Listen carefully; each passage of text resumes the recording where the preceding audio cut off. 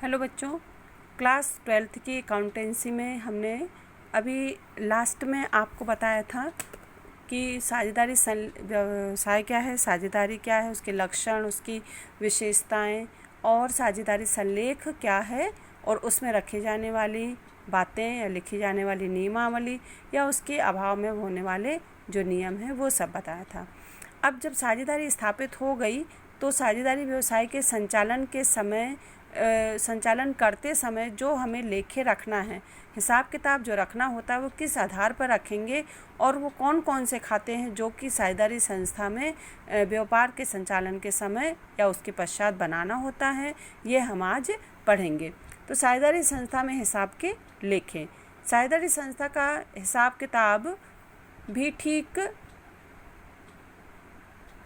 उसी प्रकार रखा जाता है जिस प्रकार एकाकी व्यापार का।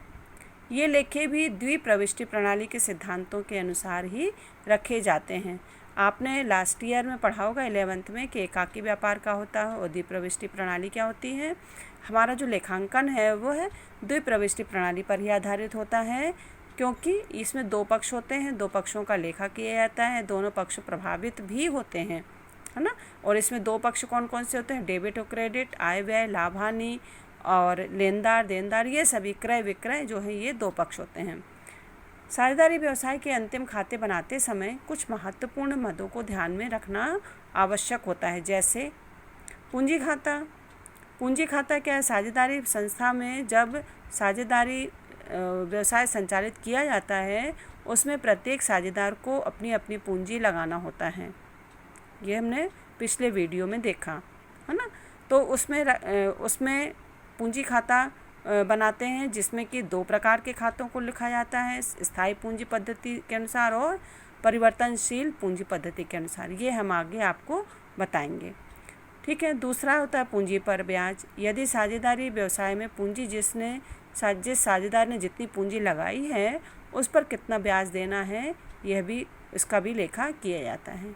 आहरण एवं आहरण पर ब्याज। आहरण हमने बताया व्यवसाय द्वारा व्यवसाय से निकाली गई पूंजी संपत्ति रकम आहरण कहलाती है, उस पर ब्याज कितना देना है इसका लेखा किया जाता है। साझेदारों का वेतन, कमीशन, ये सभी भी कितना देना है, कितने प्रतिशत देना है, कितने माह का देना है, यह भी लेखा किया जाता है। साझेदारों के ऋण एवं ऋण पर ब्याज। साझेदार ने यदि ऋण दिया है, मान लीजिए उसने अपनी पूंजी के अतिरिक्त यदि और ज़्यादा पूंजी दी है व्यवसाय में, तो साझेदार को उस पर कितने प्रतिशत ब्याज दिया जाएगा इसका भी लेखा किया जाता है, ठीक है। अब हम देखते हैं कि पूंजी खाता क्या है। साझेदारी व्यवसाय करते समय प्रत्येक साझेदार अपनी अपनी पूंजी लगाता है। कौन साझेदार कितनी पूंजी लगाएगा यह पहले ही तय कर लिया जाता है। कभी कभी विशेष योग्यता वाले व्यक्ति को बिना पूंजी के ही व्यापार में शामिल कर लिया जाता है।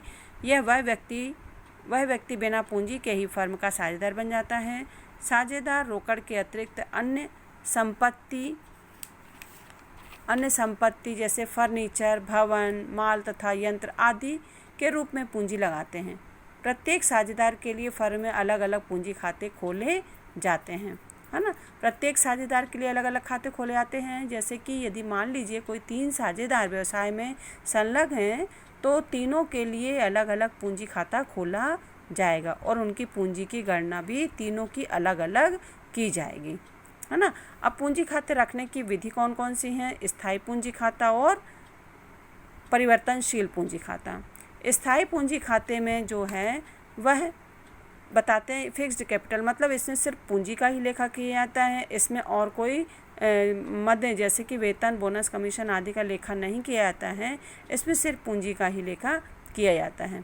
इस विधि के अंतर्गत साझेदारों द्वारा लगाई गई पूंजी सदैव स्थिर होती है और साझेदार की अवधि में इस पूंजी में कोई भी कमी या वृद्धि नहीं की जा सकती है। इस विधि के अंतर्गत 2 खाते खोले जाते हैं। स्थायी पूंजी और परिवर्तनशील पूंजी बताया, उसमें सिर्फ अकेला एक पूंजी खाता होता है और दूसरा होता है चालू खाता। किस पद्धति में? ये एक पद्धतियां हैं, विधि यानी पद्धति। स्थायी पूंजी पद्धति और परिवर्तनशील पूंजी पद्धति। स्थायी पूंजी पद्धति के अंतर्गत यदि बोला गया है आपको सवाल करने के लिए, तो आपको साझेदारों का पूंजी खाता अकेला खोलना पड़ेगा और उसके साथ में चालू खाता भी खोलना पड़ेगा, है ना। तो इस पूंजी खाता में सिर्फ साझेदारों द्वारा लगाई गई पूंजी का लेखा किया जाता है। इसके अतिरिक्त या इसके अलावा किसी भी व्यवहार का लेखा नहीं किया जाता। किसी भी व्यवहार का लेखा मतलब जैसे हमने बताया कि वेतन, बोनस, कमीशन, पूंजी पर ब्याज, ऋण पर ब्याज आदि का लेखा इन सब चीज़ों का नहीं किया जाता है। इनका सबका लेखा कहाँ किया जाएगा? वहाँ चालू खाते में अलग से किया जाएगा, है ना। इस खाते का शेष हमेशा क्या होता है? एक समान रहता है। यदि यानी पूंजी शेष हमेशा स्थायी एवं निश्चित ही होता है। इसमें किसी प्रकार का कोई परिवर्तन नहीं होता है, इसलिए इसे स्थायी पूंजी खाता कहते हैं। अब हम बताते हैं इसका स्थायी पूंजी पद्धति के अनुसार पहला पूंजी खाता, दूसरा होता है चालू खाता। प्रत्येक साझेदार के लिए एक चालू खाता अलग से खोला जाता है ना।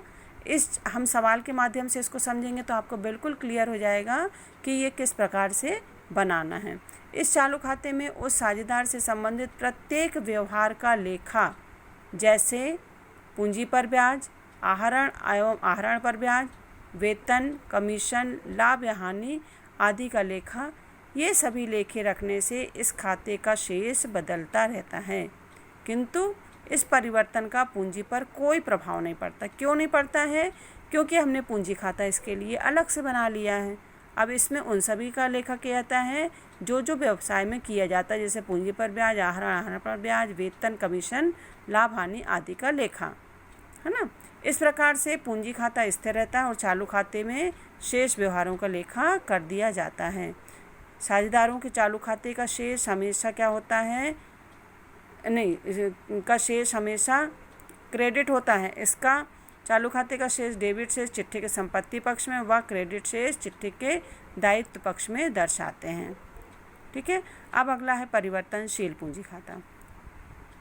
इस पद्धति में लेखा करने से सिर्फ एक ही खाता खोला जाता है। एक ही खाता मतलब जैसे हमने स्थायी पूंजी पद्धति में क्या किया, पूंजी का लेखा अलग किया और चालू खाता अलग से बनाए, लेकिन परिवर्तनशील में में एक जनरल सा समझने के लिए बताते हैं, पूंजी खाता प्लस चालू खाता, है ना।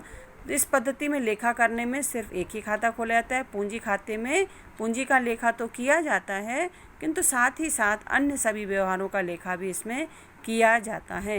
बार बार इस खाते में लेखा होने से पूंजी खाते का शेष बदलता रहता है, इसलिए इसे परिवर्तनशील पूंजी खाता कहते हैं।